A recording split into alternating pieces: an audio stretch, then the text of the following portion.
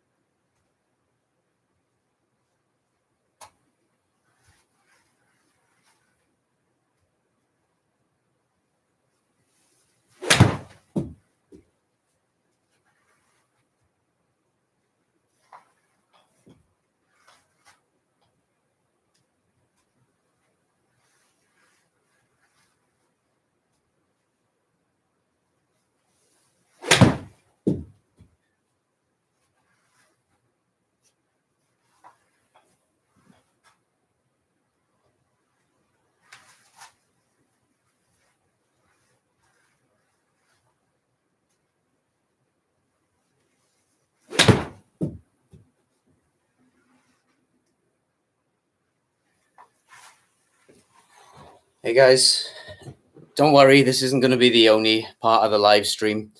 There will be more to it. I'm not just going to be hitting balls in front of you. I'll be answering questions. So I see there are only a few people in the group at the moment, so that's good. Small, tight group. I've got loads of questions by email as well, so I will be answering those, but I'll try to prioritize anybody who's in the live first. So I'm going to continue warming up for a little bit. Another 5 minutes or so. Hopefully you guys can hear me okay. If you can, if any of you can put a little comment if you can hear me okay, or if it's bad.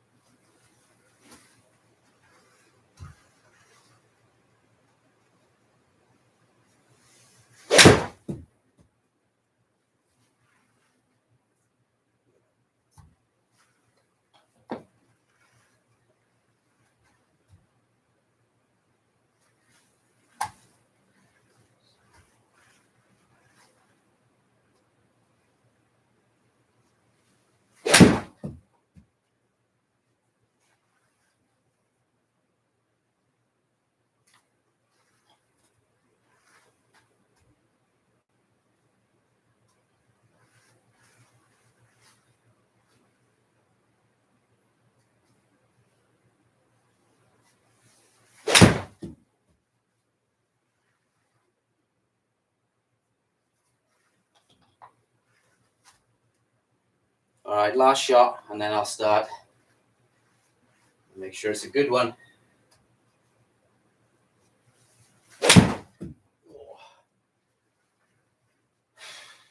All right, that was an interesting one for me, at least, that last one. So I was rushing it, and I put my grip on, and I felt like I took a too strong a grip with the right hand, which would normally make me hit it left. And so during the downswing, I just felt like I did more of a karate chop move to keep the face open. So there's a few things that you can kind of learn from that, is that I don't set up the same every time. You know, even as I'm not going to call myself an elite player, but I'm a pro. My setup is going to change a little bit each time. You know, sometimes the ball position is going to be a little bit farther back. Sometimes it's going to be a little bit farther forwards. On that case, my grip was a little bit closed or stronger. Sometimes you're going to be aligned more to the right or to the left. But the thing there is I was able to, I don't want to say compensate for it. It's good variability. That's how I'd like to say it. So there's compensation has a negative connotation to it, whereas a good compensation is, it's helpful. So, if I'm aimed slightly to the right on the golf course, yet my brain connects with the target and I'm able to bring that club face back into play and curve the ball back onto target. Or like I said, in that last shot, I took too strong a grip, which would normally make it go left. And I felt a karate chop opening face move. So that goes into the other point of matchups as well. It's not one perfect way of doing this. There are lots of different ways of doing it. And, sometimes I'll have a weaker grip and I'll just use more of a freer release. Sometimes there'll be a stronger grip and I'll use more of that karate chop action. Sometimes it's not even conscious. That change that I made, that wasn't really a conscious thing.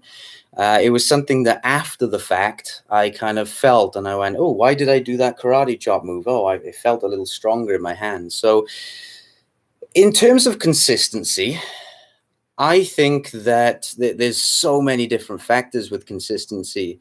And one of them is the ability to compensate well or add good variability. So it's not, go back 20 years ago, and I would have thought consistency would be purely about practicing, repeating the same thing over and over and over. And what I found is almost the complete opposite of that. Or there's another side to consistency. Yes, that what I've just mentioned is a part of consistency. But the other side is through all of the differential practice that I've done. And to remind you, differential practice is hitting with an open face, hitting with a closed face to hit the ball right and left intentionally. Through all of that I've done, I'm able to feel certain things to a much greater degree. And so I'm able to add that positive variability. That's one of the huge benefits of differential practice, in my opinion, the ability to add that positive variability. As well as, when you're doing differential practice, your awareness is going to be increased of certain things. So, when I first start with a player with the face direction drill, so for example, hitting right and hitting left, the first time someone does it, they can't feel it. Okay, they just can't feel it. They're at least if I ask them to do something too precise. If I said, open the face by 2 degrees, they'd go, I don't know what 2 degrees feels like. But if I take people through a certain step-by-step process that's level-based, they start to build that feel. So with differential practice, the first exercise might be, just hit it right. So hit it with an open face. And we do that with chipping swings at first, because even the most early on beginner can actually feel that. If I ask them, hit it 45 degrees right, hit it 45 degrees left, they can get closer to that. It's not too precise for them.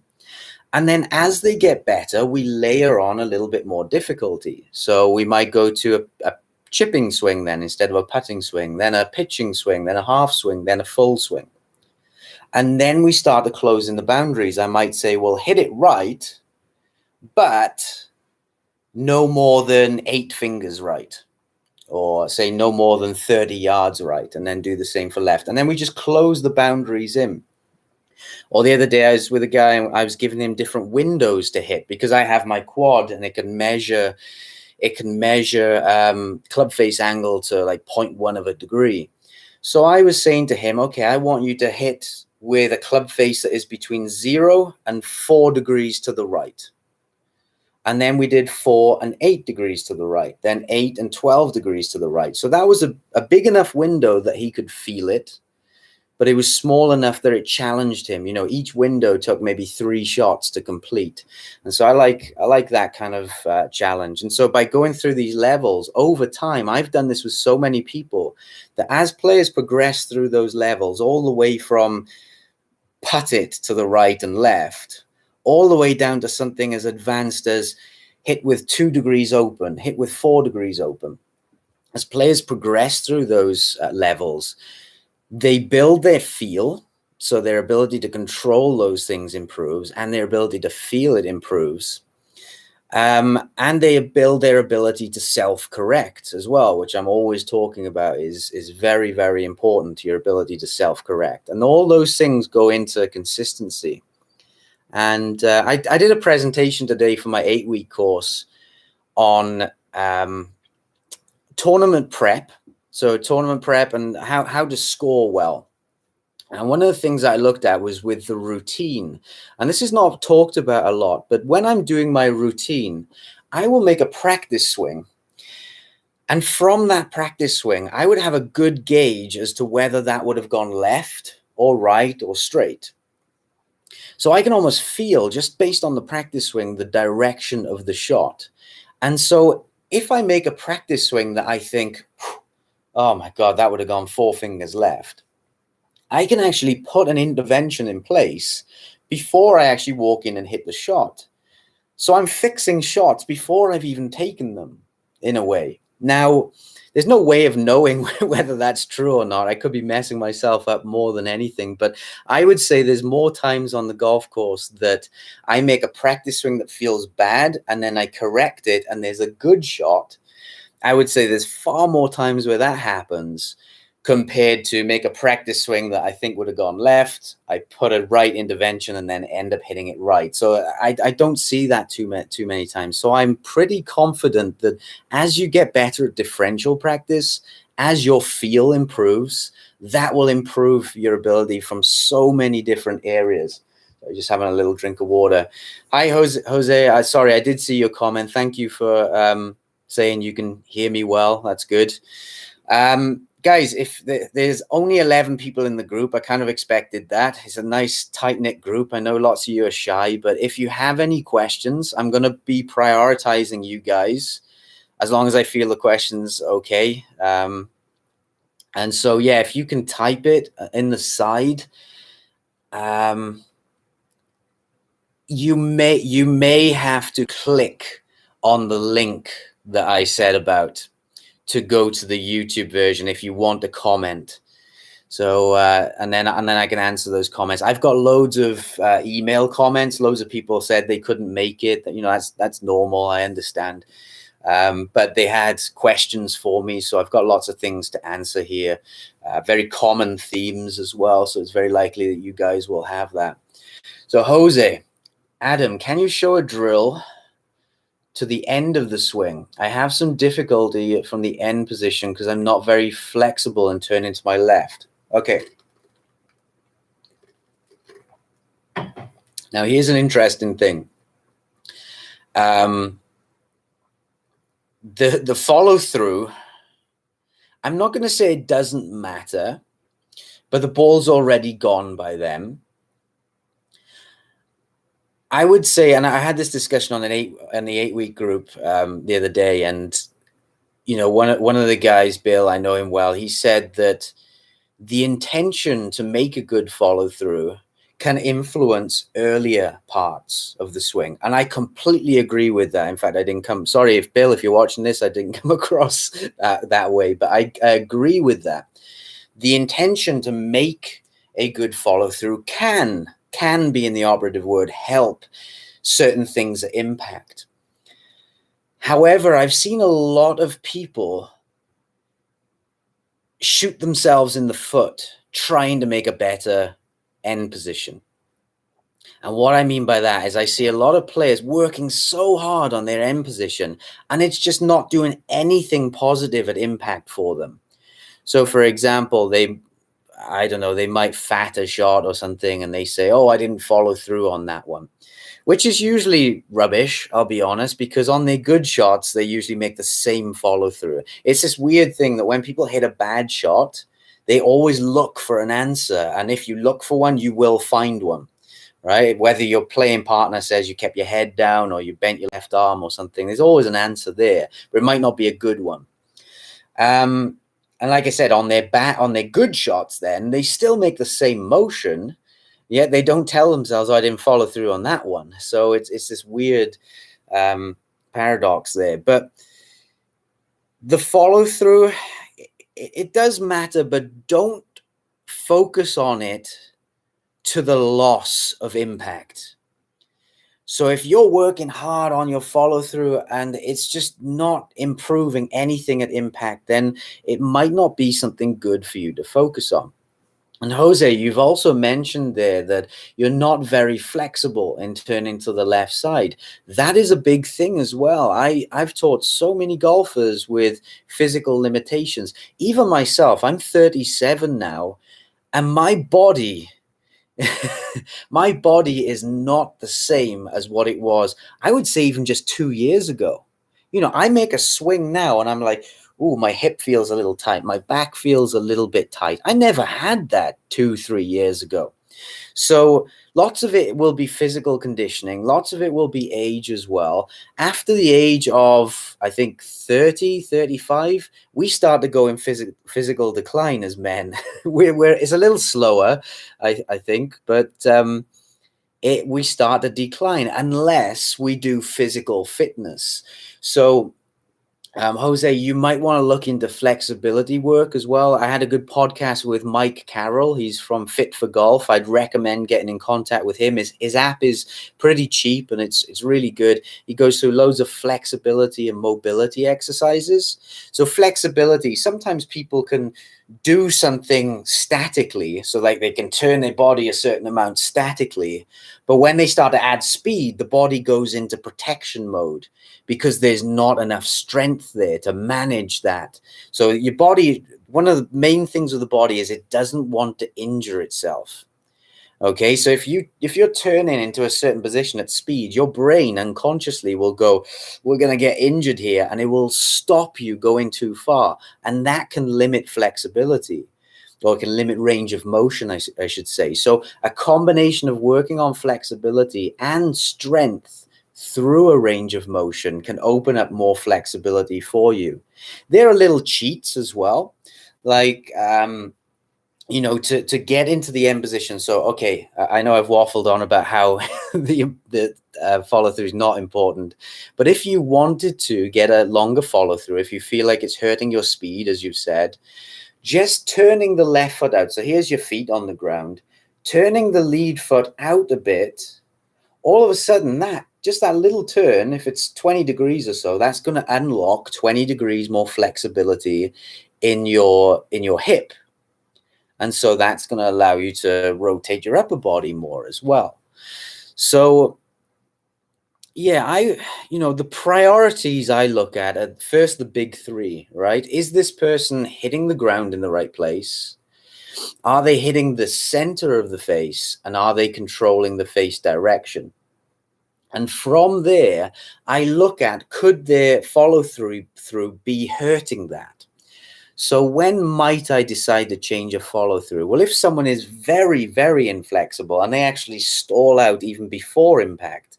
So imagine something I look at is at impact, I like to see the right shoulder just a little bit more forwards. In other words, I like to see the chest open at impact. You want to see a little bit more of the back. You get some guys like Jim Furyk is like this at impact. Garcia is like this. Rory McIlroy is like this with a driver. You get Tiger's a little like that, but you very rarely see a pro like this. You don't see much of their chest from a down the line view. That's because their chest, as they're coming down, they open up their chest. And the reason for that, the reason why we need to open up our chest, it helps move the low point forwards. And it also helps stop our hands flipping too much at impact. So, yeah, you could focus on being more open or just opening out through impact. As I said, toeing that foot out, working on your flexibility. Or, do you know what I did as a kid? And I probably should do more of it now. I used to watch Tiger Woods, and there's almost like that silhouette of him. I think it was his logo at one point. And the silhouette was, as he's going through, it's just this high chest finish, this big arch, and his high hands, and it just looked like a Superman position, like a superhero position. So what I did when I first started doing that as a kid, I couldn't get into the same position. So I slowly, every day, I just practiced holding it and gradually working my way around. Now, I should say, before you do any of this, consult your physician. I don't want you sending me a message saying, Adam, I've tweaked my back doing what you've said. So consult your physician, do this slowly. Consult Mike Carroll as well. He could get you in touch with good people and help you through it safely. But just practicing the act of getting into a better position and gradually working your way around. I remember actually as a kid, I would get with a wall against my back and I would turn and then I'd grab the wall and I'd slowly pull myself around like this. Not too much, but I would just twist my entire body around. Again, I think that's quite dangerous advice. I probably shouldn't be giving that, so consult your physician first. But that can help to unlock the flexibility in that end position. But, looking at where the inflexibility is coming from, for lots of people, it would be the left hip. So we would say internal rotation. So working on some left hip flexibility moves and doing it with a weight as well. It's like one of those ankle weights to start, maybe that can help move through a range of motion with some resistance. Yeah, so like I said, 3 things, right? Turn the foot out, practice getting into the position you want to and holding it, and working on flexibility and mobility. I would say those are the big keys there. Jeffrey Robertson, what drill do you generally start with when dealing with lower body stall and early extension? Okay, this was a common theme. So what are okay bad shots when trying to apply this drill? Okay, bad shots are anything. You can whiff the ball if you want. When you're making a change, you have to give yourself free rein, at least in the early stages, to make a bad shot. Okay, because if your brain has any inkling that it's like, oh, I want to hit a good shot here, all bets are off for making the change. Our brain, when the result becomes more important, our ability to change becomes less so. So I would say the first stage is you've got to give yourself free rein to make a bad shot. In fact, what I do a lot is I use foam golf balls. So I have these little, they look like real golf balls, but they're foam. And so I get people to hit those because my quad actually still picks up certain things. So it's perfect for me as an instructor because I can say, all right, we're going to make a change now. We do a few practice runs and then I put a foam ball down. They hit the ball. People don't care if a foam ball goes offline or if they top it or shank it. They don't mind. But I can see, even from the quad, it still tells me how did they present the face? Where did they strike on the face? So then I can start to change other variables in order to get it looking good and functional before we place a real ball there. So it allows me to basically take the result away from them. Hitting into a net as well can help with that process, so you're not as bothered. Or sometimes I'll turn the screen off so they don't worry about where the ball is going. Sometimes I will use balloons. And I will blow a balloon up, so it's about this big, so partially inflated. And I've got different levels. So I've got level 1, level 2, and level 3. And so I'll start with the biggest one because basically when you have a big object like that, your brain is not thinking too much. It's not trying to be too precise. And when you're hitting a big object, you can focus more on the movement because less of your brain power is focused on trying to hit this really precise object. It's like, if I was hammering a nail and trying to change my technique, my brain would be so preoccupied with don't hit my thumb that it'd be very hard to change the technique. Whereas if you ask me to just hammer a table, a massive table, then I'm not going to miss that. So my brain can put more processing power into changing the technique. So make it much easier for yourself and just accept any result initially. So that hasn't answered your question, or at least the first part. What drill do you generally start with when dealing with lower body stall and early extension? So they are one of the same. Early extension. So I suppose you would have to look at why the person is early extending. And there can be lots of reasons. So actually early extension can be a good thing for many if you're out of position earlier. Okay, and so I'll go through some examples for you. Imagine one of them is as you're coming down, you might have a steep shaft position. So imagine someone swings back and they're coming down and the shaft is steep. Now, that doesn't necessarily mean it's out in front of them. Some people call this steep because it's cutting through my neck. Whereas actually the shaft plane is the same. The shaft angle is the same. So steep, I refer to steep more as the shaft pitch. So if the shaft is pitched like this, lots of people from here, you can't really hit a golf ball. So lots of people will early extend and that lead shoulder goes up and that helps the hand path to move out, which shallows the club. So let me do a bigger so you can see me here. So yeah, if a player is coming down and they're like this, you can't really hit the ball from there. You're just going to be so steep and to the left. So lots of people they'll start down like this, and then they do this move through impact to shallow the shaft and get the club working a little bit more from the inside. So if I see early extension, I would say 8-9 times out of 10, it does go with a steep shaft position. And so rather than fix the early extension, I would get people to do drills where they're shallowing the shaft a little bit. So that might be as simple as swing back and stop, swing halfway, shallow the shaft, and then from there 1, 2, 3, and as you're doing those motion drills, you're trying to keep that shaft shallower rather than steepening it like that. Again, interestingly, once the intention to hit a ball is there, lots of people can do the practice swings pretty well, and then the intention to hit the ball is there, and they just steepen it again. That's just a loss of concentration. Yeah, it's basically your brain has flipped from thinking about shallowing to thinking about hitting the ball. So you've got to try and hit the ball or hit the object whilst your brain is still in this mode.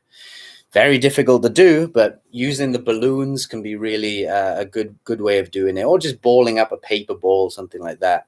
So steep shaft can be one of them. Early extension is basically a lack of rotation. So let me see if I can do this here. I'm going to try and get my butt up against so my butt is up against the black edge of my screen here. Now, early extension, you'd come off that wall early. Now, there's a key in that phrase, early extension. Extension is okay. Extending, doing this move is actually good in the golf swing. It's a powerful move, and it has to happen. In fact, staying in flexion too long will leave you looking like an old man in your finish. So really extending through is okay. It's the early part of that. So what I mean by that is lots of players will swing back and they'll extend early before. This is what the pros do differently. The pros will squat down. So you see this with loads of players, almost every player with an iron, especially because with the iron, we're trying to dig a little bit deeper. We're trying to get that low point below the ground and forward. And so you'll see a pro, they will squat. And then from around about here in the swing, that's when they extend. So if a player is early extending and they don't have any squat, I will add more squat to them. So I will get them to squat down first, and we'll even change the timing of it. So the more you can get the squat to time with the leftward press, the press into the ground, so that they're at their lowest point by the time their lead arm is parallel. So what I mean by that is, as you swing back, the lowest point should occur about here in the downswing. That's where a player is going to be at their lowest. They're going to be squatted down like this. That butt is actually going to move back a little bit as well. It's going to move that way as they squat down. So again, that removes some of the early extension.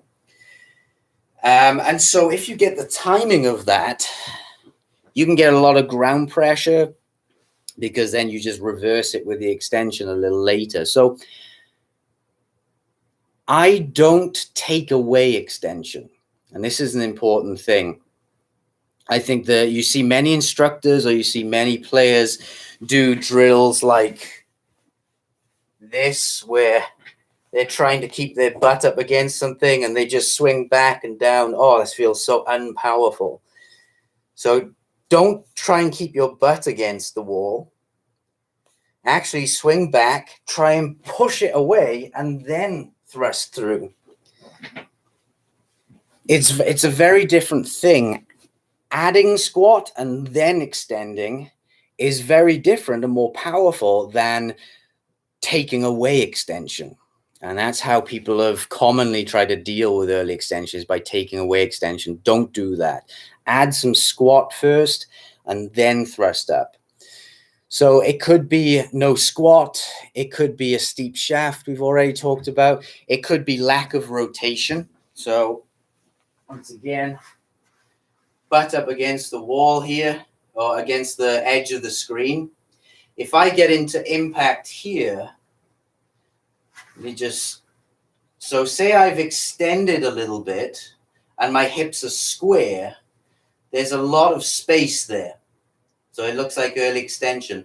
But if I have the same extension but more rotation, because the hips are wide, because the hips have width to them, more width than depth, that rotation moves my left hip that way. So it could be just a 2D illusion as well. Like I said, you could have two players with the same amount of hip thrust, but one looks less early extended from down the line, at least if you're looking at it with a camera from down the line where you draw a line on the butt or something like that. So more rotation is going to move the hip more that way, which is going to give it less of a look of early extension as well. So it could be steep shaft, lack of rotation, no squat we've talked about, lack of frontal plane torque. All right, I'm going to put that in easy terms for you guys, but not that I'm sure most of you, I'm putting it in easy terms for myself, so I didn't want to offend anybody. But frontal plane torque is when we swing down, we pressure the ground in certain ways, and we press it vertically, and we're also pushing certain ways. So we might be pushing that way. So our left foot is pushing that way at this point in the downswing. So early downswing or late mid downswing, our foot is pushing that way. And what it does is it causes the hip to work this way. So it's almost like the easiest way to feel this is I will attach to someone's belt loop, to someone's side belt loop, I'll attach one of those TheraBands, so the exercise bands, and I pull it out there, and I stand there and I'm pulling it that direction. So I'm pulling their hip that way. And I say, how do you pull against me? And automatically people get more depth to their hips, and they push this way. And when I ask them, how does that feel? They say, it feels like I'm trying to slide my foot that way. It feels like I'm trying to push it that way in order to do this. So, and it all ties in together, right? Because if you have some squat, that puts your hips in a good position to be able to do that move. Whereas if you don't have any squat and you do this early, all of a sudden you can't rotate. The hip is not in a position to be able to rotate. So, as I said, frontal plane torque, complicated. It sounds complicated, but reality is just imagine someone's pulling your hip that way and you're trying to pull the other way, if that makes sense. So there's so many things that could relate to early extension. So those are a few biggies. The need to square an open face as well. So early extension often comes with a very open face. So for example, if a player is coming down and they have a more of a closed face look, so as they're coming down here, the face is pointing towards the ground a bit more, that's an easier position to be able to rotate from, because rotation is a face opening move. Okay, when we rotate, the face is open. And if you don't believe me, here's a really good drill to do. Just be careful with it. Take a club and just throw it down the range. Really just hurl it down the range. And lots of you will find that you do have good rotation as you're doing it. But if you took a slow motion video of it, what you'd find is, as you're rotated, look at that face. It's wide open. It's pointing to the right. So when we get into rotation, we open the face. So if you want to be more rotated and squatted and rotated like Dustin Johnson, you've got to do certain things to close the face earlier on. And so, how can we close the face? Well, there are three main ways. We could take a stronger grip position. So in order to help close the face, let me just move this a little bit. In order to help close the face, if this is a neutral grip position, we could take a stronger position. So turning our hands more to the right, as I view it. And so the right hand, instead of being on top like this, like hammering down, we would place it more on the side. So more like hammering sideways. So that's a stronger grip position. That's going to encourage more of a closed face. Lead wrist flexion is a big one as well. So Dustin Johnson's a good example of this. So as Dustin Johnson reaches the top, he has more of this look. Now, I'm not saying to necessarily look like that, like Dustin Johnson, but certainly if you look the opposite way, if you were like this, then that look tends to go hand in hand with a steep shaft and an open face, which if you have a steep shaft and open face, that is your brain is going to say, I've got to early extend here and stall out my rotation. Why does the brain want to stall out rotation? Because that's a club face closing move. Does that make sense? So if I get 100 golfers and I have more of an open face, they are going to stall out their rotation so that their hands can take over and they can flip the club face closed. So open face, stall, flip versus a Dustin Johnson move, closed face, squat, rotate. So they're different matchups. Now, the caveat to all that is if you did the Dustin Johnson version of matchups, you would hit it lower. And so that is something to take into account as well. So, for example, the stall flip matchup, I prefer that for slower speed players. Now, I'm talking about people who hit a 7-iron less than 100 yards, really. So if you're a slower speed player, I actually prefer people to have a stall and a flip to close the face, because that gets some loft on it and it gets some height on the shot. Because if you don't have a lot of speed, it's very difficult to create height. And so you might need to have more of a flippy release. Whereas if you're a high speed player, then yes, more closed face moves, squatting, rotating, that can be a better set of matchups for you. So yeah, we've got to even kind of determine whether this is right for us to do that. So the need to square an open face is another reason for early extension. So again, what's the drill for that? Find a way of closing the face. Stronger grip, lead wrist flexion. Yeah, I mean, you can do more rotation at the bottom as well, but actually being more open limits the amount of rotation we can do with the forearm. So usually if I see an open face early extension look, I might close the face through grip flexion and or grip. Or you could just close the face at address as well. It's a cheat. It works. Who cares, right? I know you guys care, but I play with an open face a lot of the time, so why not? What else could cause early extension? A need to stop digging. Early extension gets you farther away from the ball. So if I get a ball here, I don't know if you can see it. I'm just going to tilt the camera down a bit more so you can see the golf ball. Sorry, my camera is not big enough. It's too close. That's okay. That's a good image. So if I'm here and this is on the center of the face and I'm nice and squatted and rotated like this, well, if I early extend,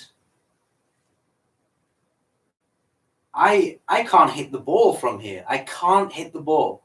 I'm going to I'm swinging closer to me or I'm going to swing over the top of the ball.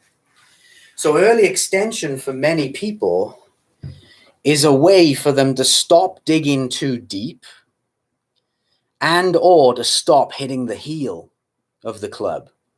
So it moves it more towards the toe. So in many cases, I noticed this when I first started coaching. I would fix people's early extension and they'd start shanking it.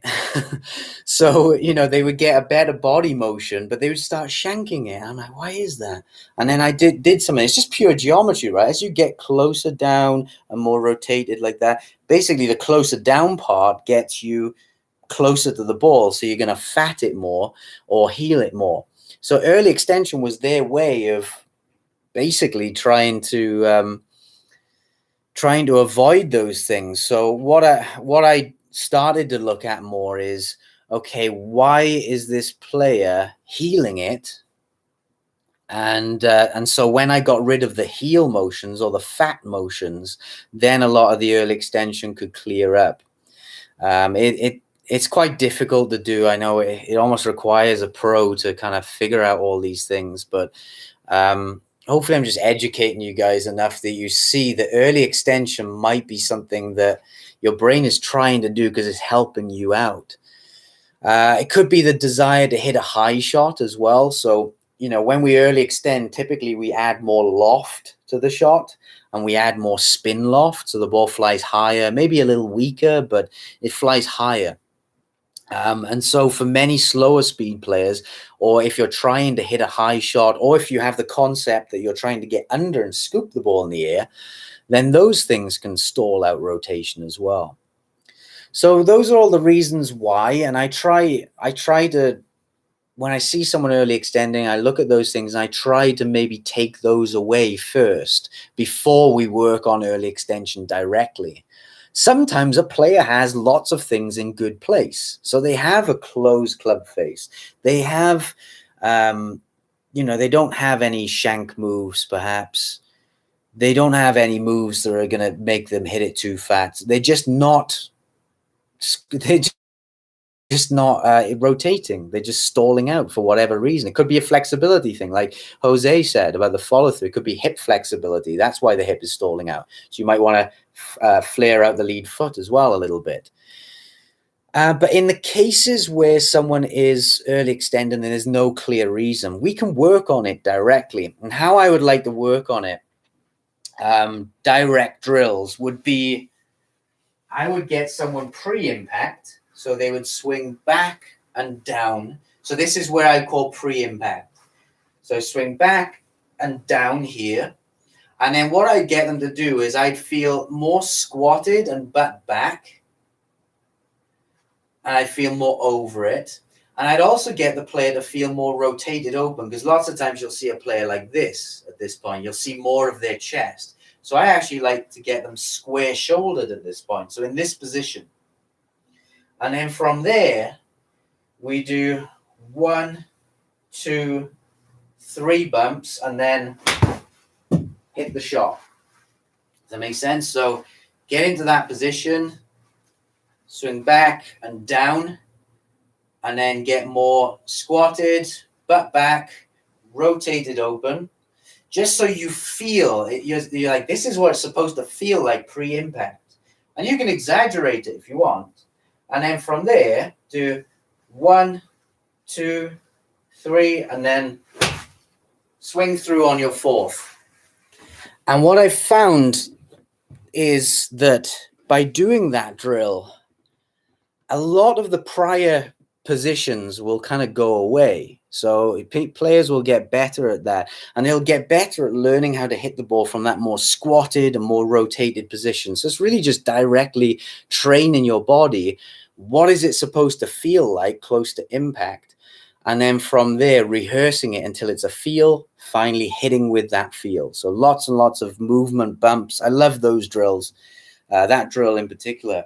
And the good thing with that is you can change a lot of prior things as well. So say, for example, you were the person with an open face.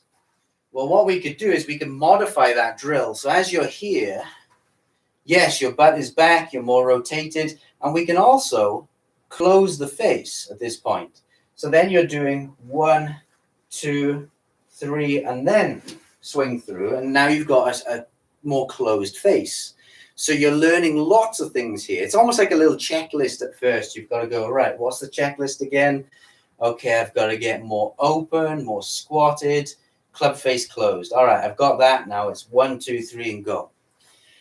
If you're a player who tends to come down with a very steep shaft, one of the ways that you can modify that drill is, again, get into the pre-impact position, butt back, squatted, open, and then from there, get the club shaft. So notice the club head is here. Get the club head to be more inside. And then from there, 1, 2, 3, and go. And you notice that when the club is more inside, that shaft is flatter. Whereas if the club was more outside, that shaft is steeper. Flatter, inside. Steeper, outside. So you can influence just with that one drill alone. Yes, it's a bit of a checklist. You can influence lots of different prior positions just by working on that position. I call it a linking drill because it's not a direct impact drill. It's just before it, but it tends to have a positive effect either side of that position. So much like isometric training, if you held a weight at a certain angle, you would get strong at that point and a little bit around either side of it as well. And it's stuff like that is really good for if you have a specific weak spot. It's good for adding strength to that. And it's the same in golf as well. I find that doing that pre-impact position, it tends to have a positive effect on impact and a positive effect on some of the prior causes as well. So that's a good drill that you can work on. Like I said, there's lots of different ways of changing that drill depending on why you might be doing it. Now I'm going to finish that conversation on early extension. I had about 20 emails on early extension, so that's why I'm spending a long time on it.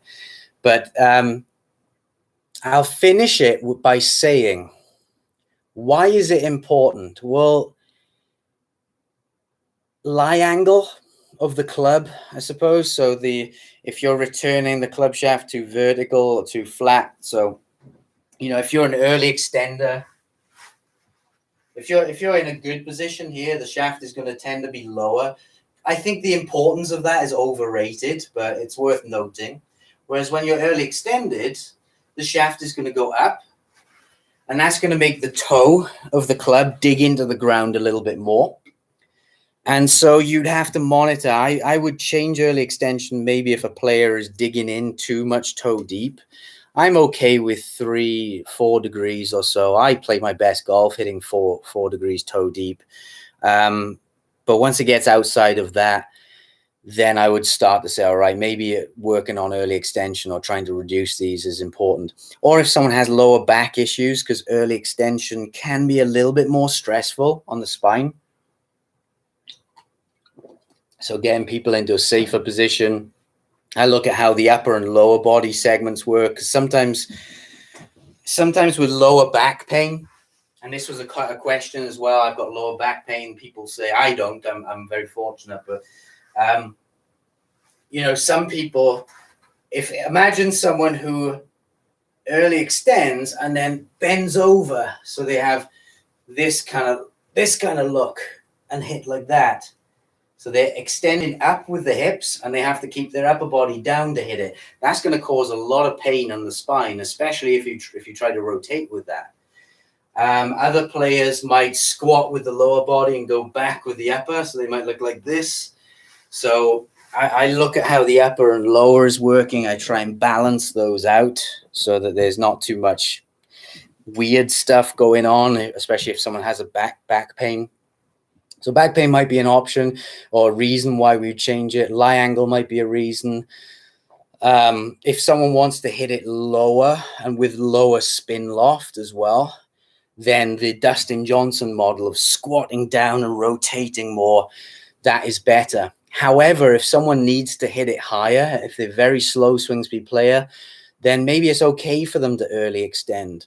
Or I sent a picture to someone, and it's a little collage of lots of different pros. It had Montgomery on there. It had Tiger Woods. It had Jason Day. It had Jack Nicklaus, Vijay Singh. It had a bunch of guys on there. Rory McIlroy. And they were with the driver, and they were all early extending. by how we would define it. They were all early extending. So really, is it that much of an issue? For many, no. I mean, I've had a little bit of early extension most of my life. For me, I fixed it actually just by thinking, get my divot deeper and farther forwards, and that kind of got me more squatted. So it just added more squat for me. So that's an external focus way of doing it. So yeah, it might not be something to necessarily change. Like if you don't want to hit it lower, if you like hitting it higher, then early extension is okay. It's not the end of the world. Like I said, unless you have back pain or. But yeah, it's hard to get the shaft leaning forwards unless you're rotated. So as we rotate more, it's much easier to get forward shaft lean. If our chest is squarer, we're going to have more of this action. The hands are going to overtake, which, like I said, it might be a good thing or a bad thing. Yeah, Nicholas, VJ Singh, early ends. Nicholas, early extended. So Nicholas, here's a good one for you. I probably should have started with all this, right? Nicholas was steep and then early extended to shallow it. I think he played all right. I think he was okay as a player. Now, some people could say, okay, he was an outlier. That's not going to work for a lot of people. I like to think of, well, what did Nicholas do well that allowed him to use early extension and still play okay? Well, he hit the ground in the right place, he hit the sweet spot, and he controlled where the face was looking. The big three, really. So, all right, that's me done on early extension. I've gone through all the causes, I've gone through whether it's important, and I've gone through drills for fixing those things as well. So, Jeffrey, hopefully that answered your question a little bit. Jose, thank you. Going to Mike's website. Brian Hatcher, been struggling with later release. Is there a type of grip that makes it easier? My normal grip leans towards the strong side. Ooh, good question. Early release is a common fault. It's difficult to change because just like early extension, there could be lots and lots of reasons for it. Again, I tend to try and hit the earlier causes. So if someone has a very open face coming down, I would tend to want to close that face earlier, because someone with an open face has to early release it to close it. They have to, use a lot more in both senses, rotation and this kind of motion and this motion. All of those help to close it. So someone with a really open face is going to probably use that. When else would people early release it? I mean, if people are trying to get under it, they might do it. But early release, like I said, I try to get people with a more closed face first, just to get rid of that factor. That's probably the biggest one. Early extension and early release go hand in hand as well, because as you extend up with your body, we get farther away from the ball. So then we throw the club down to the ball to reach it. Whereas, a later release on its own would make you top it. So here's what I mean by that.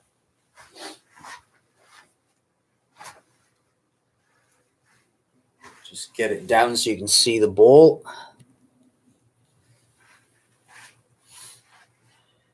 See the ball here? There we go. There's the ball. I gotta make sure I don't whack my quad here, but if I were here, and then as I'm a later release, basically I define that as where does the club cross the forearm?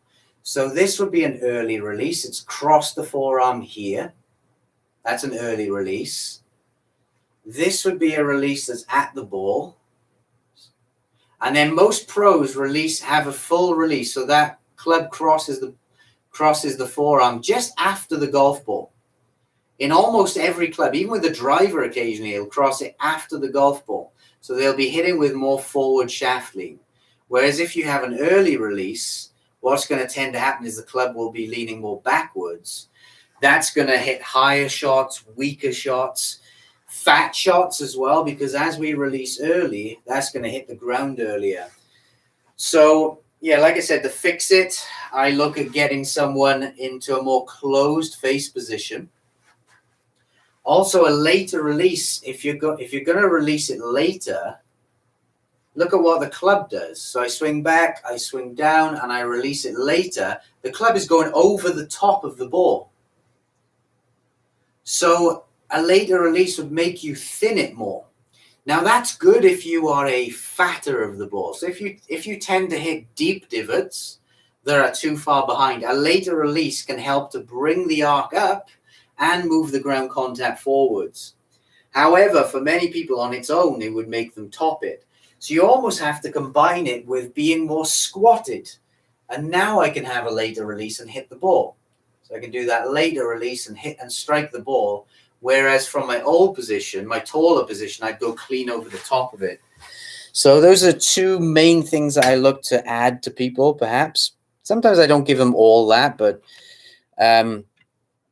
yeah, so lead wrist flexion is a good one. Lead wrist flexion, because that closes the face and it helps you get more forward shaft lean.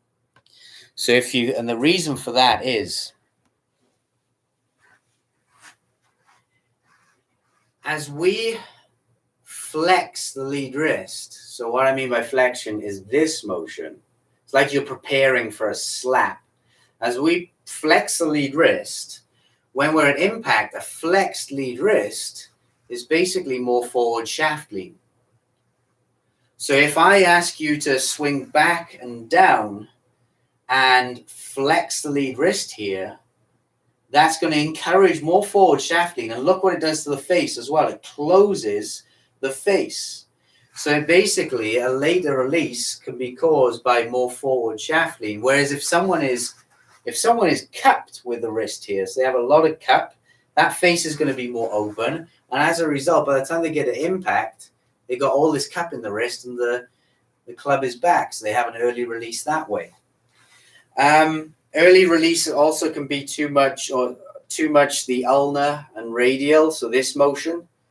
So if we do this, that's an early release as well. So that would be typically what most people see. When they come down here, they see this look like that. And that's just too much, too early. The ulnar deviation, I think it's ulnar. I always get mixed up. I think radial is up, ulnar is down. At least I hope it is, but you get it. So it's too much of that too early can also relate to an earlier release. So I would just train people usually to either add more at certain points in the swing. So maybe feel as if as they get to the top and start down, they add a little bit more like that. You can do too much, certainly, but this is a good feel for someone who does this. I mean, you don't see any pro do this. It's more, they maintain it or they actually add a little bit more in transition. So more wrist hinge earlier coming down, or we just get them pre-impact. And I think I gave this to you, Brian. Get you pre-impact, and instead of being here like this, be here. So look at my right arm and the wrist. So get here, and then from there, 1, 2, 3, almost feel as if you're pulling the club back a little bit at that point. So 1, 2, 3, and then release it. So that might be a good one in itself. I think there was a training aid made on that as well. So slide your hand down the club shaft, 1, 2, 3, and then release it by sliding your hand back up the club shaft and flinging the hands through. But the easiest, the way that I personally get a later release is I just imagine the slapping motion of the right hand. I imagine it happening later out here. So an early release was slapping this side of the screen. A later release was slapping this side of the screen. So we want to feel as if like that. It's just a later slap. That's all. And you'll start to see your body will get more open to achieve that. So the body will start to get more open. Whereas if you want to slap the back of the screen, you'll probably be more closed. So hopefully that gives you a few more things to think about, but it's not easy to do. I would suggest with early release, use a balloon or even without a ball at first, and just do lots of later swishes, really slow motion at first, later swishing, later slapping, until you can see on camera that the club passes the lead forearm a little later. Once you can do that, then you move slowly to a smaller balloon, and then eventually a tee, and then a ball that's teed up as well. Is there a type of grip? Sorry, I didn't even answer the question, did I? Such an Adam Young thing. I'll go off on such a random tangent. I'll answer that now. Is there a type of grip that makes the release easier? Not necessarily. You say that you have a strong grip.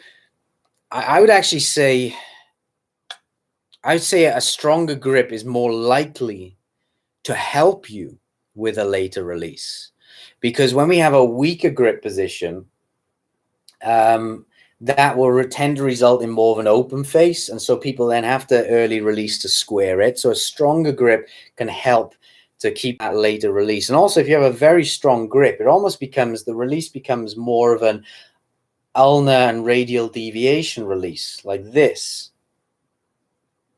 more like an axe chop, like that.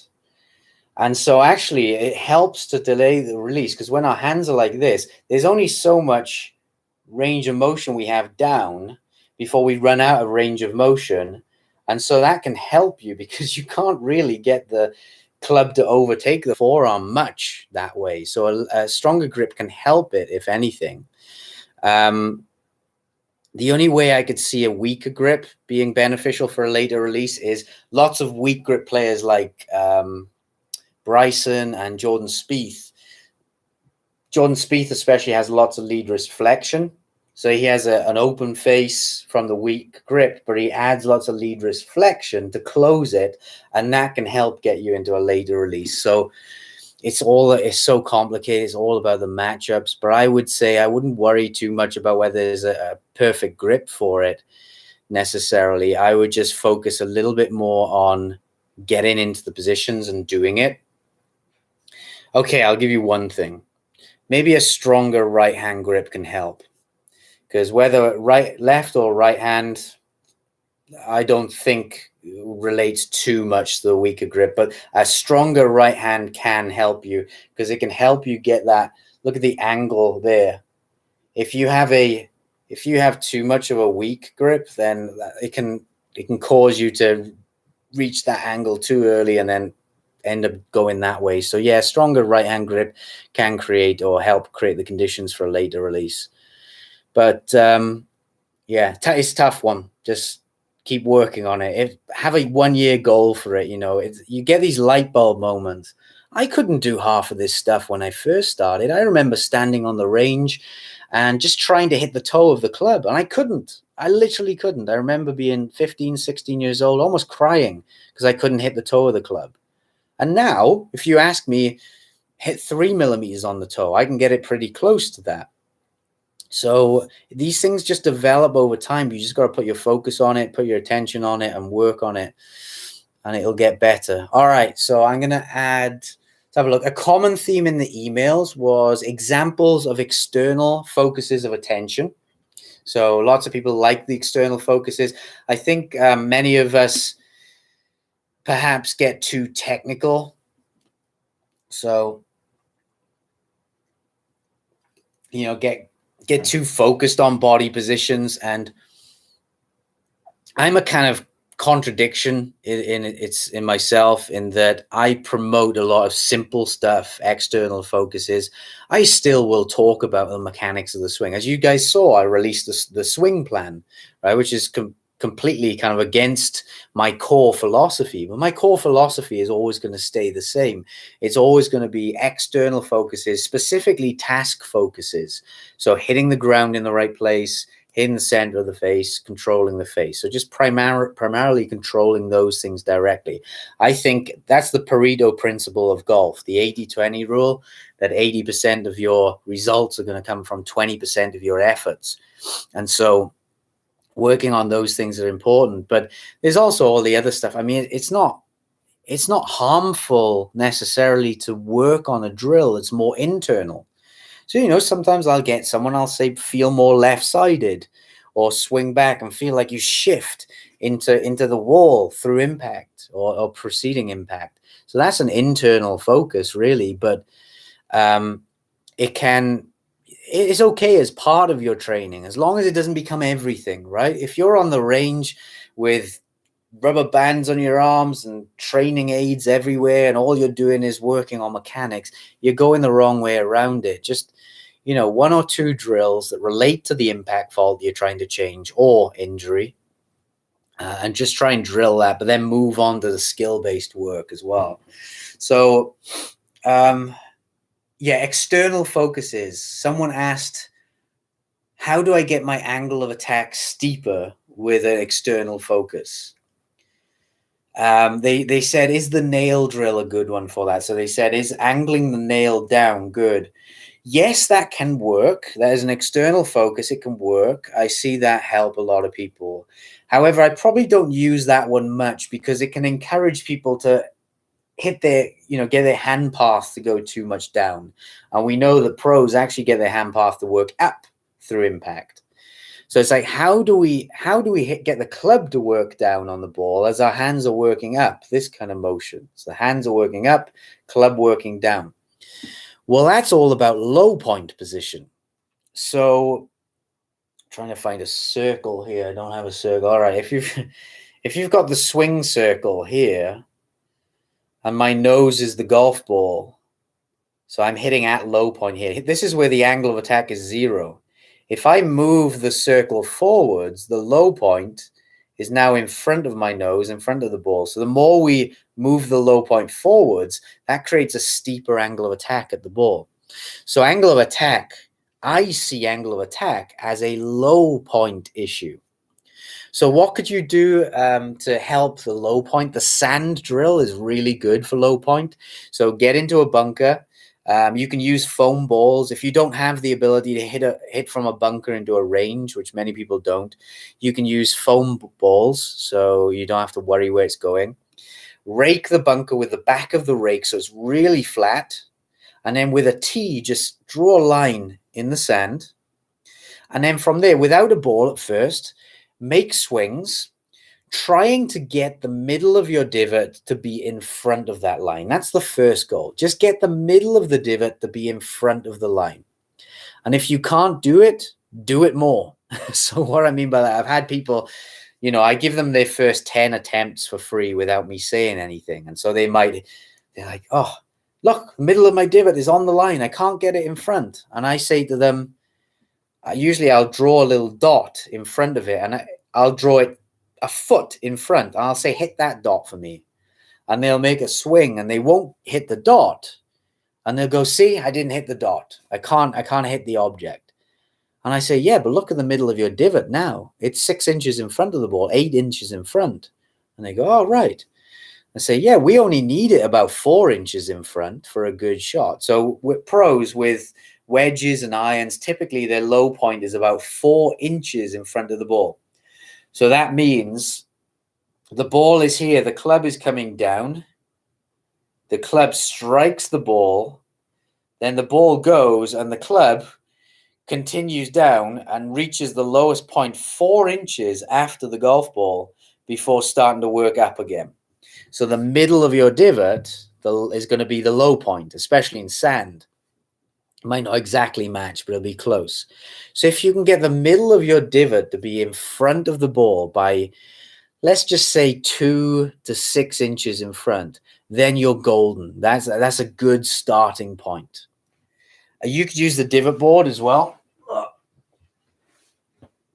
So divot board, I've drawn inch markers on it as well, if you have a divot board.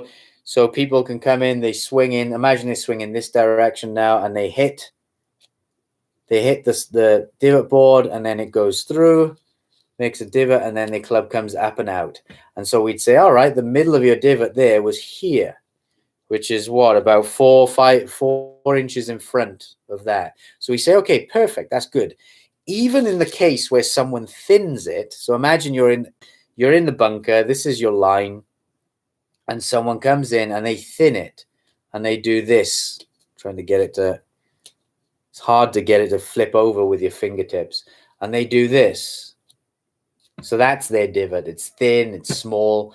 But you would still say, okay, that was a positive because the middle of your divot was in front of the ball by 4 inches.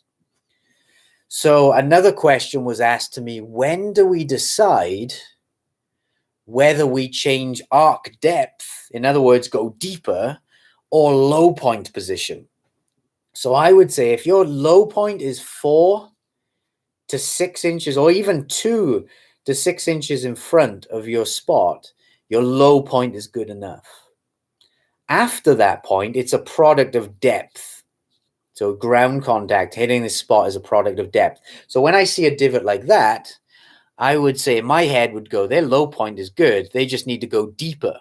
All right. Because all else being equal, a deeper divot is going to contact earlier and create a longer divot.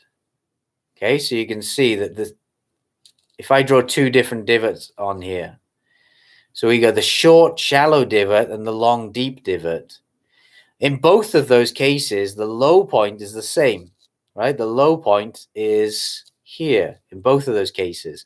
But in this case, that person needs to go deeper, and so their divot is deeper and longer. So hopefully that makes sense. So that's 2 things there. That's how to use an external focus, and how to, or when to use depth versus low point changes. And again, external focuses for depth. Just think, go deeper through the sand. Everybody can do it. You might need to practice to control it. By the way, if I'm going to go for about an hour and a half, about 90 minutes. I know a lot of you prepared for 60 minutes or so. I didn't really give any guidance on how long I'd be going. I'm going to go for 90 minutes. So hopefully I answered most questions in that time. So we've probably got another 20 minutes or so, perhaps. So external focuses, just think of going deeper into the sand, deeper into the divot board.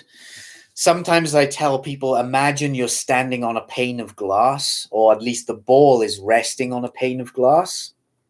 And I say, if I want people to go deeper, I say, try and smash the glass. So you're still hitting the same spot, but you're trying to smash the glass. And if I want them to go shallower, so raise the arc depth up, I say, imagine just taking a light chip off the top of the glass. So you're not smashing it, you're just chipping the top of it. And people are very, very good at controlling that. It's amazing how instinctively our ability to do that is really good.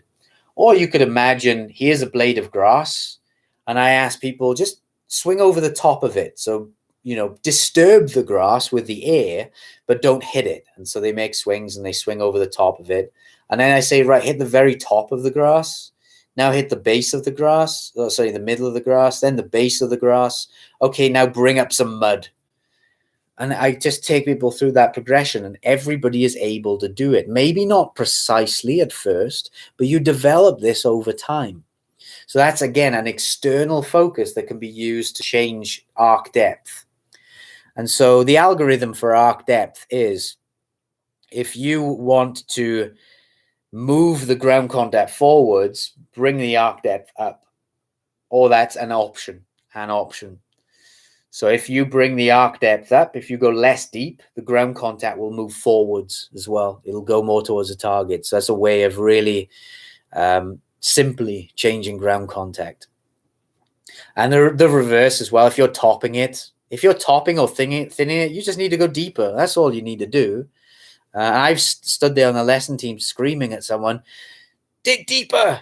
They're like, I can't. I'm frightened of the ground. And I say, look, just thump it for me. And then all of a sudden they take a slight nick of the ground, and all of a sudden that ball pops up in the air. So sometimes we really have to force ourselves. It's amazing how much, just quarter of an inch, how much effort we have to put in to change that, which can be frustrating when we have a bad shot, right? When we're topping it and we're trying to change it by an inch, it can be frustrating because we have to really feel digging deeper. But eventually that is a good thing for us, because the ability to have to feel something big in order to actually move it a small amount is good for calibration. So when you get in the ballpark, it'll serve you well. So don't let the frustration get to you.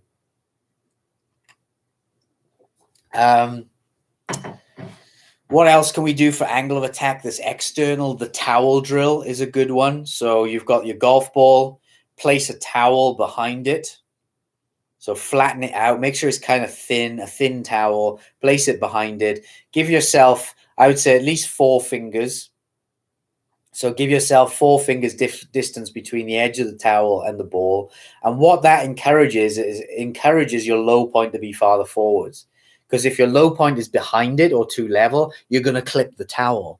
And so it forces us to move the ground contact forward. So I've used that drill a lot. I've seen it on TrackMan, on GC Quad. When I do the towel drill, people get steeper angles of attack. So that's one way of doing it. If you wanted a movement drill that helps with angle of attack, so you need to hit a steeper angle of attack, for example. By the way, you'd only really do that with irons. You don't want a steeper angle of attack with driver, but I'll show you how it relates to driver now.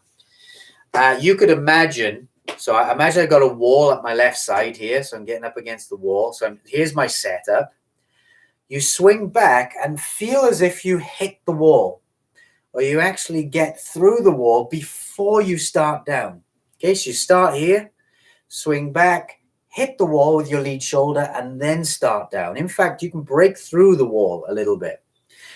And so what that does is it shifts the low point forward. So that helps with fat contacts, and it helps to steepen your angle of attack. So if you find that you're very shallow, you're a picker of the ball, and you want to launch it lower, you want to move your ground contact forwards, then shifting more that way. Now that is technically, it's an internal focus because we're thinking about our body motion. However, when we think of hitting the wall, all of a sudden that becomes an external focus. It's outside of our body. So while it's still not really a task or impact direct focus, if I'm going to change movement with someone, I always like to give them a version that is more outside their body. So hit the wall.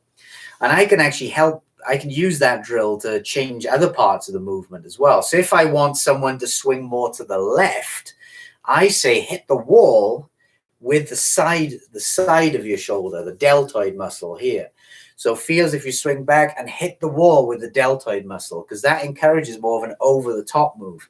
So that's what I have to feel in my swing, because I have a tendency to swing back and drop the club too much down and do kind of this movement and swing from the inside. So for me to feel like I hit it with the side of the shoulder helps me to get into this position.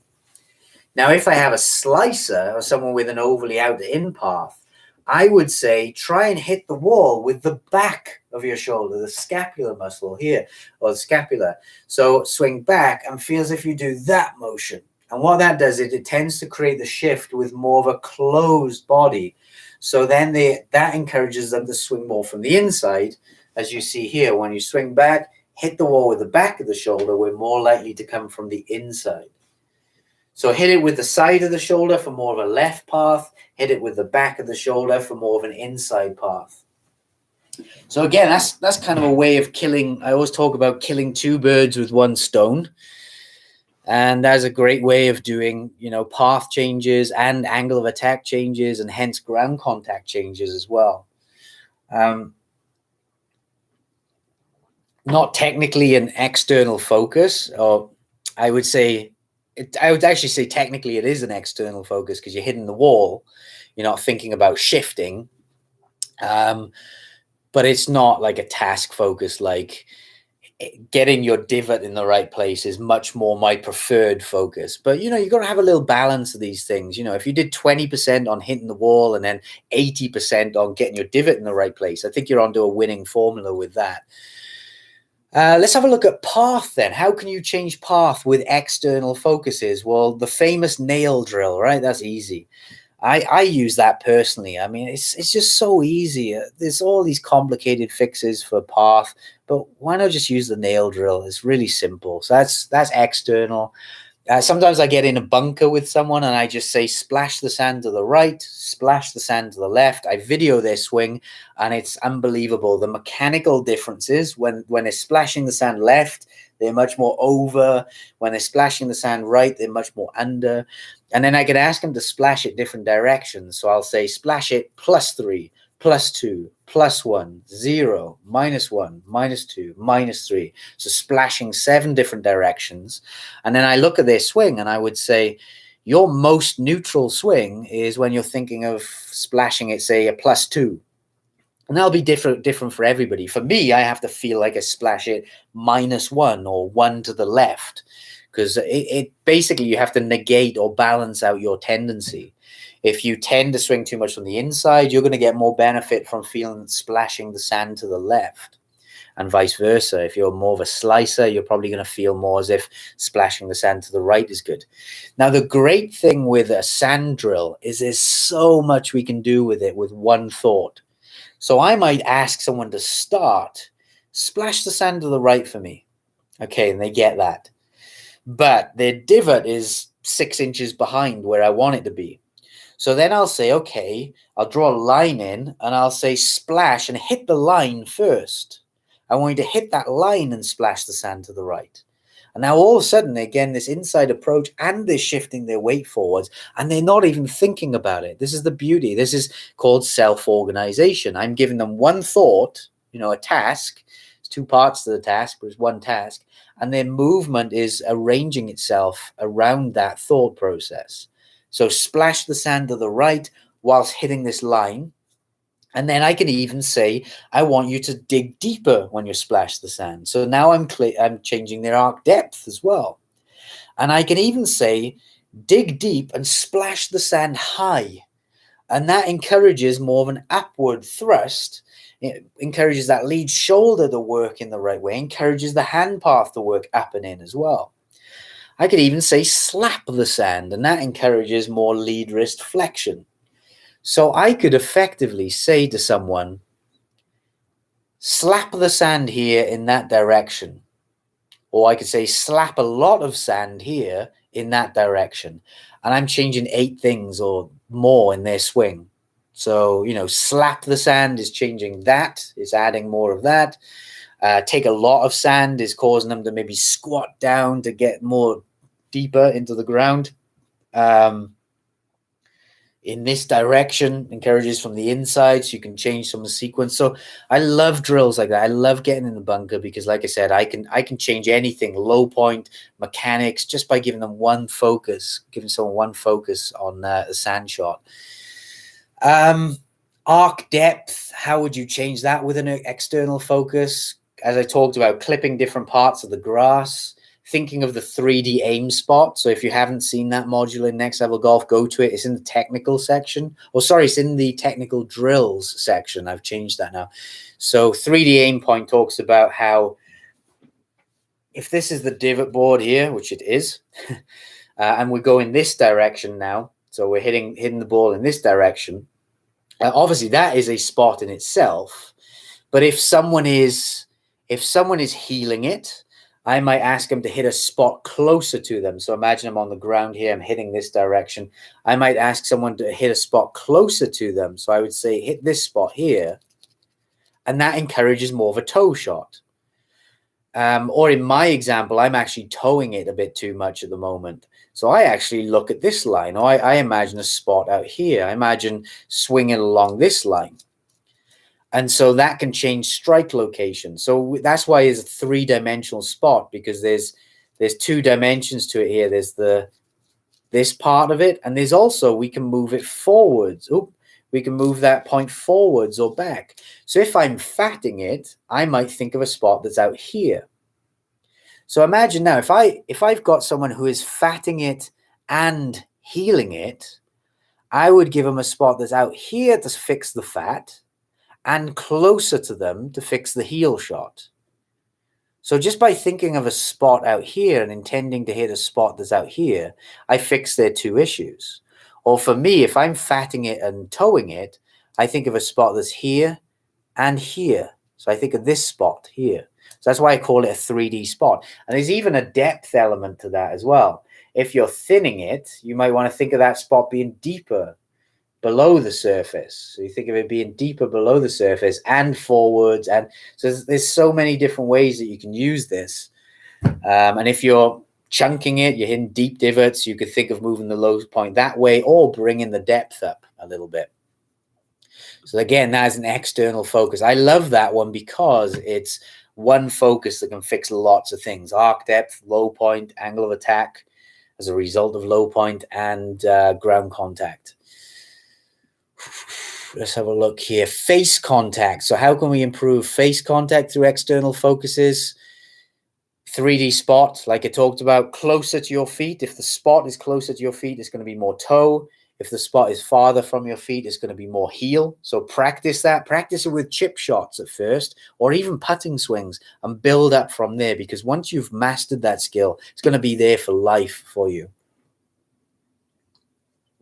You can, as an extension of that, I may even place a tee on the ground in the place where I want them to hit. So if we're on the ground here and I'm asking someone to hit this line or focus more on that line, I'll actually place a bit of a tee on the ground, or I'll dig a tee into the ground, and I say I want you to hit the ball, which would be resting on this. The ball is here, tee is here. And so as that's closer to them, it encourages more of a toe contact. And basically, I play a game with them where they owe me $5 every time they miss the tee. It's a good game for me because I don't give them any money. I never take the money off them, but it's more just a motivational thing. And the moment I say you owe me $5 every time you miss that tee, bang, their improvement goes up dramatically.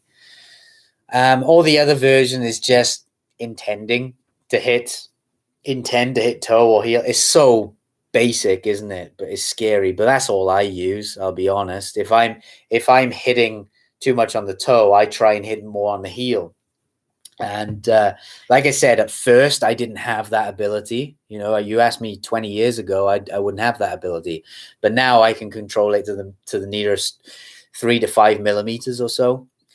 So yeah, I would work on it with chip shots. Hit the toe, then work on hitting the heel, and then add more layers to it. Big toe, small toe, big toe, small toe, big heel, small heel, and then add 3 layers to it, then 4 layers to it, until that's enough. If you can just hit 4 different parts of the face, that will go a hell of a long way to your future golf and ability to fix yourself.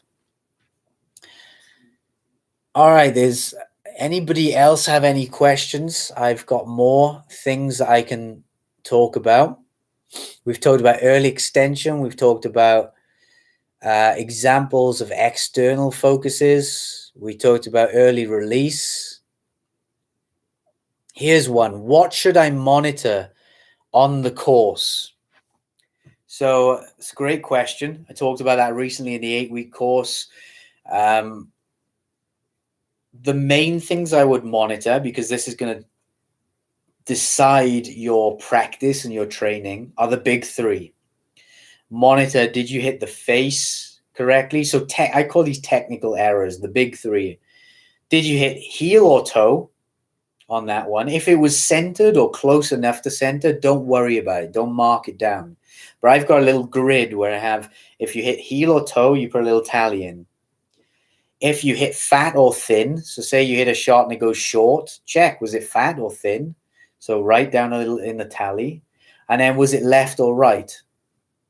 Those are the faults that on the course are going to cost you. Anytime I'm on the course with a player and they miss the green, it's going to fall into one of those 3 categories generally.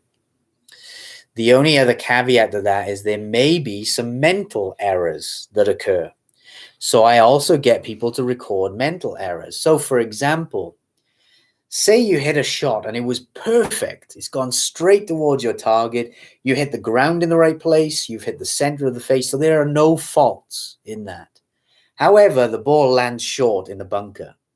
What is that? Well, that's a mental fault. You've picked the wrong club, and or you've misjudged the conditions. So maybe you picked a club that you thought was good, but you weren't being greedy necessarily trying to blast it there, but you've hit a club and the wind was stronger than you thought it was. So you'd put that down as a misjudge of conditions. So club choice, misjudge of conditions can both be mental faults.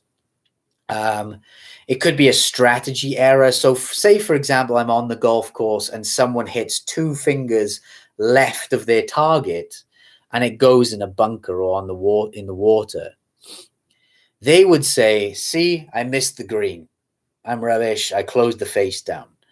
I would say, that was a good shot. 2 fingers left of your target is not a bad shot. You've picked on a target that's too aggressive. So if you hit 2 fingers offline and it's in danger, that's a strategic error. Now, if you hit 3 fingers offline and it's in water, that's a strategic error as well. If it's 3 fingers offline and it's in a bunker, it might just be a small green, right? But so you're monitoring the big 3: face strike, ground contact, face direction, and you're monitoring mental errors, so club choice, strategy error, judgment. It could be fear or, lack of commitment to your shot. So say, for example, I was on the course the other day and there was out of bounds on the left and I ended up hitting it way right. Yes, it was a technical fault. The face was open. But that stemmed from here. I felt in my downswing like I blocked it. Why? Because I was frightened of the left. So I would put that down not necessarily as a technical error, but as a mental error. I would put that down as fear. So you have to be very introspective here and, be able to go into your mind and actually pull out the right information, because it's pointless me going on the range practicing closing the face down if I don't have a problem with closing the face down. The problem was my brain was saying, don't go left, don't go left. And so that's why I opened up the face. So in that regard, it'd be harmful for me to go on the range practicing closing the face. It would be more beneficial for me to say, look, I'm suffering with fear here. Let's work on committing to my shot during the round of golf. Or maybe focusing on a better routine that allows me to get rid of negative thoughts. So you guys know my counting routine. If you haven't seen it, go into the Next Level Golf archives. I think it's in the psychology/philosophy module, the counting routine. When I'm doing that, so you're walking in, I can demonstrate it here. You're walking into the shot, you go 1, 2, 3, 4, 5, 6, 7, 8, 9. So I swing back on 9 and hit on 10. So that's my counting routine. You can have different numbers, that's fine. But when I'm doing that, that's a great way for me. If I'm ever fearful on the course, and it's very rare that I get fearful these days because golf just doesn't mean that much to me in terms of it's a hobby, right? It's for all of us, it's a hobby. But I'll be honest, if you put me in a tournament, I know there would be people saying, oh, what's Adam going to score here? And that's a lot of pressure, because whilst my ability to play should not determine my ability to coach, the information coming from my mouth is exactly the same, whether I'm a good player or not. I know that people would view that as a bad thing. So say I did a live, earlier I was hitting some shots. And, in the back of my mind, there is a little bit of pressure there saying, oh, if I hit a bad one here, imagine shanking my first shot in the studio in front of all you guys. You just see me lying there for an hour and a half, knocked out. So there is more pressure there, definitely. And so one of the ways that I deal with pressure is I either focus more on my breathing as I'm hitting the shot. So I go, breathe out, and then I swing. Or I do a counting routine. If I'm on the course and I know it's going to be a pressured situation, I do my counting routine. So if I find I'm getting a lot of fearful misses, I do my counting routine, and that basically turns off my conscious brain. All right, we're coming to the end here now. I think we've talked about a lot. I know there's so many questions I didn't get to. I really apologize for that, but I'll rack these up and I'll do more of these as well. I'll kind of keep a list of all the questions. So if you have any emails, you want me to add anything else. So hopefully that's been a kind of nice little summary for a lot of the NLG modules that we have. We talked about early extension. It's not necessarily a problem, early extension, but there are lots of prior causes that I would look at.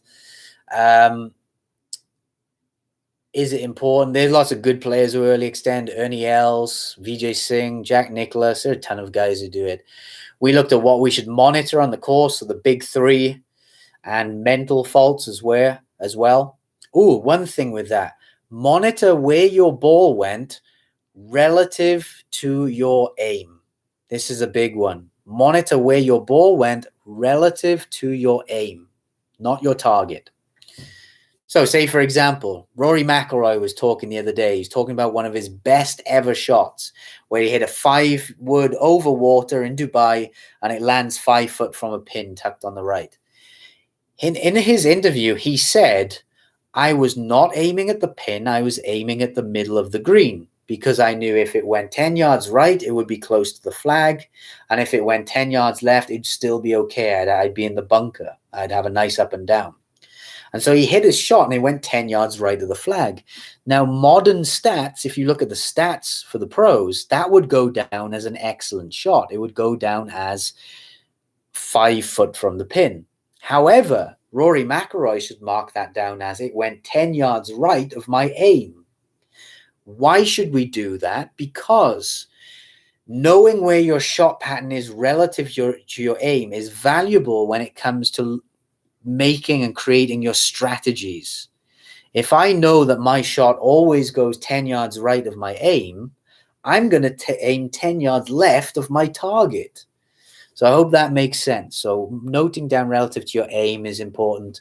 Noting down the technical errors, heel, toe, fat, thin, left, right, and noting down the mental errors as well. And then we talked about external focuses, loads of different ways of changing path, ground contact, angle of attack, just by thinking outside your body. The sand drill is one of my favorites because there's so many ways of using it. So guys, I'm out for today. Thank you for joining me, those who stuck around. I know there's loads of people who couldn't make it, but yeah, I'm a waffler, so I'm gonna stop there and have a great weekend, everybody.